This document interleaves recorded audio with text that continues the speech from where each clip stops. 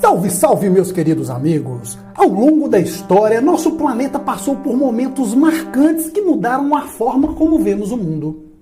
Como o desaparecimento do Império de Atlântida, o dilúvio universal e o mistério em Göbekli-Tepe. Mas será que esses eventos têm alguma relação com a suposta Arca de Noé encontrada no Monte Ararat? E hoje vamos ligar alguns pontos de um tema muito interessante. Então, prepare-se muito bem. Assista até o último minuto, senão não vale. E venham comigo, mais uma vez, navegar por este mundo misteriosamente proibido.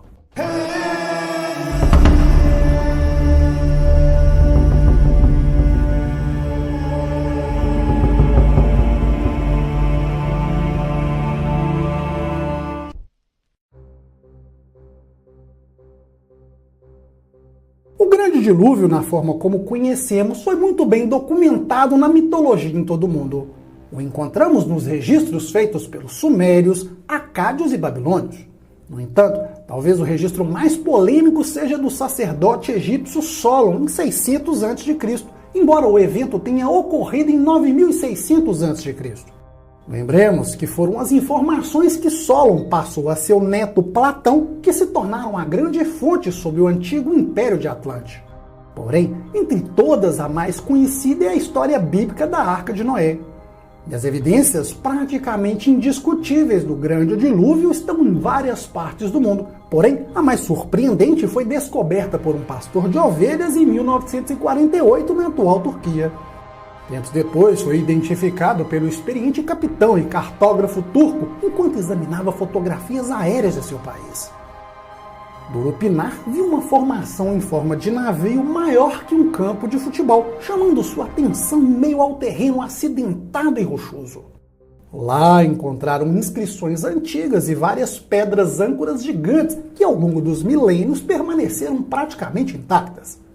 O capitão Durupinar, familiarizado com as descrições bíblicas da famosa Arca de Noé, encaminhou as imagens para o Dr. Arthur Brandenberger, um importante especialista em fotografia aérea. Após as análises minuciosas, concluiu que a formação era muito simétrica para ser natural e certamente se tratava de uma estrutura feita pelo homem. Não tenho dúvidas que este objeto é um navio e nunca em toda minha carreira vi um objeto como este em uma foto. Mas que tipo de estrutura era aquela? E foi em 1960 que tudo ganhou projeção após a publicação da imagem na revista Live, sob o título A Arca de Noé foi encontrada? No mesmo ano, uma equipe de investigadores visitou o local, mas nada de relevante encontraram. No entanto, Brandenberg estava convencido e quando ampliou as fotos, encontrou o que parecia ser centenas de fundações na área. Tudo levava a crer que era algo como a primeira cidade fundada após o dilúvio. O mais curioso é que esta área fica a apenas 560 quilômetros de Göbekli-Tepe. Anos depois, um grupo de pesquisadores americanos que conheciam seu trabalho foram ao local da arca para pesquisar a fundo. Ao longo dos anos de pesquisas, usaram de alta tecnologia, desde ferramentas modernas, detecção de metais por radar de penetração no solo e análises químicas. E as conclusões foram chocantes. Sem sombra de dúvidas, era a Arca de Noé. E agora que a história começa a ficar interessante. Conforme a Bíblia, a arca tinha 300 côvados de comprimento por 50 de largura e 30 de altura. Isto equivale a 140 metros de comprimento, 23 de largura e 14 de altura. Para se ter uma ideia do tamanho colossal da embarcação, imagine um campo de futebol. Seu comprimento é maior do que a distância de um gol ao outro. A largura representa metade do campo, ou seja, mal caberiam duas arcas dentro de um estádio. O comprimento do objeto de madeira descoberto na Turquia é a prova mais convincente de que realmente possa ser a Arca de Noé. No entanto, pela lógica, é impossível que um grande navio chegou no sítio arqueológico que está a 2 quilômetros acima do nível do mar. A única maneira de um barco subir até lá seria através de um fenômeno geológico conhecido como separação dos continentes. Se a separação continental aconteceu, o único lugar onde caberia essa ideia é no Velho Testamento. A palavra hebraica para falha geológica é buger. Ela é usada em algumas passagens do Antigo Testamento para se referir exatamente a esse fenômeno. Na Bíblia temos relatos de eventos que ocorreram 2 anos antes do terremoto descrito no Velho Testamento. As palavras de Amós, que estava entre os pastores de Tecoa, o que ele viu a respeito de Israel nos dias de Uzias, rei de Judá, e nos dias de Jeroboão, filho de Joás, rei de Israel, 2 anos antes do terremoto. E fugirei pelo vale dos montes, pois o vale dos montes chegará até Azel. E fugireis assim como fugiste diante do terremoto nos dias de Uzias, rei de Judá. Então virá o Senhor meu Deus e todos os santos com ele. Outro exemplo se passa durante o dilúvio universal, na época de Noé. A causa desse dilúvio é explicada geologicamente como deslocamento de uma grande falha tectônica, assim como o mecanismo de retirada das águas das cheias. Em Salmo temos a descrição desse acontecimento conforme a vontade de Deus. Lançou os fundamentos da terra, ela não vacilará em tempo algum. Como um vestido, as águas estavam sobre os montes. A tua representação fugiram. A voz do teu trovão se apressaram.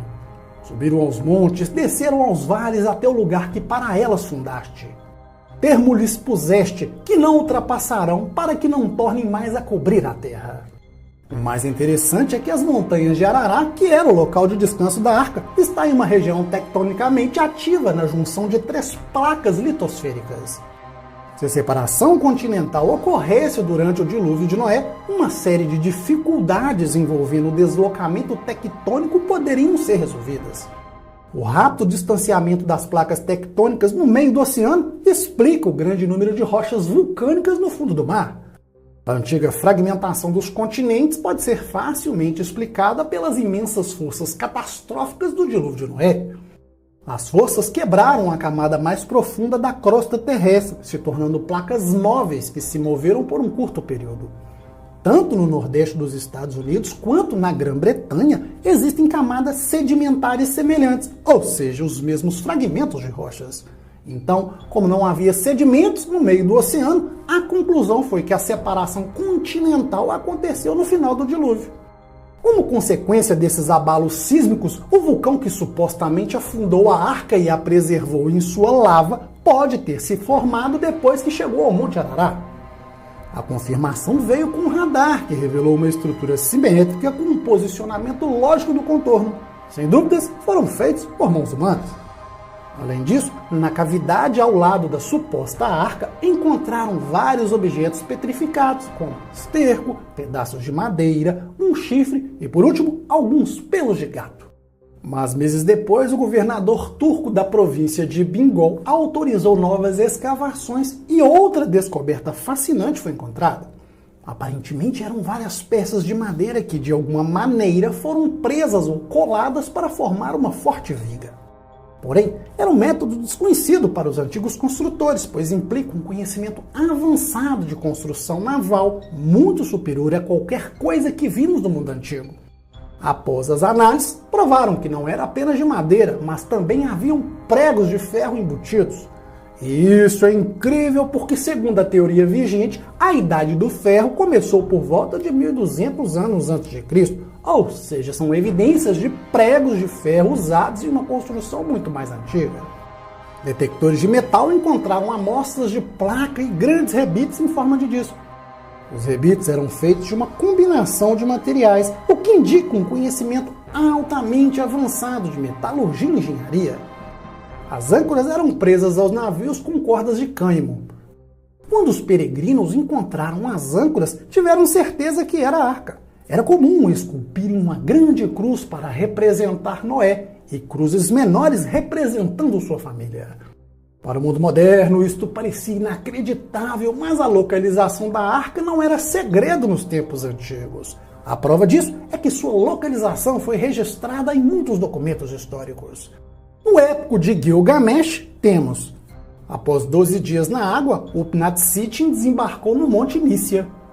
A arca fica a cerca de 1,5 km de uma vila chamada Nazar, no leste da Turquia. Em 275 a.C., o historiador babilônio Barossas escreveu: mas sobre esse navio que ancorou na Armênia, parte ainda permanece nas montanhas. Em 180 d.C., Teófilo de Antioquia escreveu: os restos mortais podem ser vistos até hoje nas montanhas armênias. Os documentos antigos nos dão vários exemplos que apontam que o local de descanso da arca seja o Monte Ararat. Se essas pesquisas realmente estiverem corretas, devemos perguntar: então, para onde foram os sobreviventes? Curiosamente, os primeiros assentamentos conhecidos na área datam de aproximadamente 10 a 9 mil anos antes de Cristo. Isso nos faz lembrar do fim da Era do Gelo, ocorrida por volta de 9600 a.C. Coincidentemente, o mesmo período que um complexo megalítico altamente avançado foi construído em Göbekli Tepe, no sudoeste da Turquia. Ou será que não foi coincidência? Se as teorias e cronogramas estão certos, nessa nova era glacial, os humanos primitivos deveriam coletar frutas e caçar como nômades. No entanto, em meio a esse turbilhão de descobertas, temos um sítio arqueológico que questiona toda a história aceita: Göbekli Tepe, na Turquia. Será que os sobreviventes da Arca de Noé recomeçaram o novo mundo em Göbekli Tepe, a 500 e poucos quilômetros do local onde a Arca de Noé foi encontrada? A princípio, a região da Cordilheira de Ararat teria sido um refúgio ideal para os sobreviventes de uma enchente. Noé construiu a arca com tudo que era necessário para recomeçar o mundo, com sementes de plantas e casais de animais de várias espécies. Mesmo sem ferramentas valiosas, os sobreviventes mantiveram seus conhecimentos de agricultura e arquitetura. E claro, poderiam compartilhar esse conhecimento caso encontrassem outros sobreviventes. Basta olhar para os círculos de pedra de Göbekli Tepe e ver que não foram amadores que esculpiram e direcionaram com tamanha perfeição. Os megálitos em forma de T são cuidadosamente desenhados com mãos, braços e roupas. São imponentes e chegam a 6 metros de altura, alinhados frente a frente em um círculo quase perfeito. Era preciso experiência. Se considerarmos que Göbekli Tepe seja o primeiro assentamento agrícola conhecido, é difícil crer que todos esses fatos sejam meras coincidências. Além, claro, que nos pilares temos gravuras de diversos tipos de animais, de aranhas a cobras, de raposas a gado e de pássaros a javalis. Outra coincidência incrível. Todo tipo de animal e todo tipo de criatura.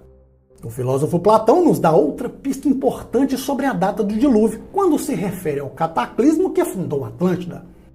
Por volta de 600 a.C., o legislador grego Solon visitou o Egito. Lá, sacerdotes do templo da deusa Nit em Sais contaram a história de Atlântida e sobre a sua destruição há 9 mil anos. Isso nos leva precisamente ao ponto central desse vídeo. 9 mil antes de 600, é exatamente 9.600 anos antes de Cristo. Ou seja, há uma conexão direta entre o desaparecimento dos Atlantes, o dilúvio universal e a construção de Göbekli Tepe, pois todos estão datados mais ou menos no mesmo período, com poucas margens de erro.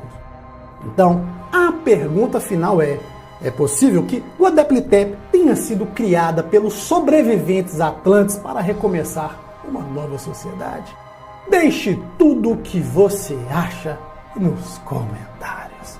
Um forte abraço e até mais.